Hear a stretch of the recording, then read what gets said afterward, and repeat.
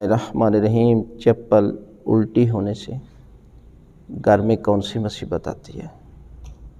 اکثر گھر میں یا مسجد میں یا جہاں بھی لوگ اکٹھے ہوتے ہیں تو چپلیں باہر رکھی جاتی ہیں، اور بہت سارے لوگ جو ہے وہ چپل کے اوپر پاؤں رکھ کر ایک دوسرے سے گزرتے رہتے ہیں۔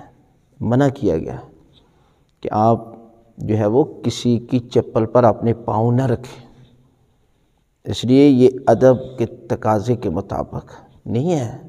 یعنی یہ مومن کی شان نہیں ہے کہ اس طرح وہ جو ہے وہ ایک دوسرے کی چپلوں کی بھی توہین کرے۔ اسی طرح اگر گھر میں الٹی ہو جاتی ہیں تو آپ اس کو سیدھا کر دیں۔ کوئی بندہ زبردستی تو الٹا نہیں نہ کرتا چپلوں کو، اگر ہو جاتی ہے تو آپ اس کو سیدھا کر لیں۔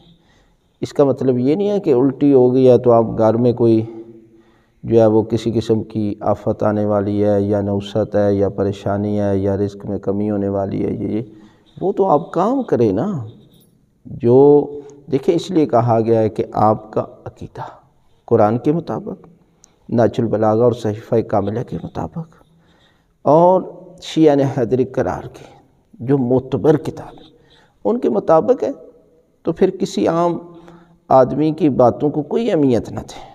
اس لیے کہ عام لوگوں کی قصے کہانیاں ہوتے ہیں اور ان کا انسان کی زندگی پر کوئی اثر نہیں ہوتا، لہٰذا کسی قسم کی کوئی پریشانی نہیں ہے۔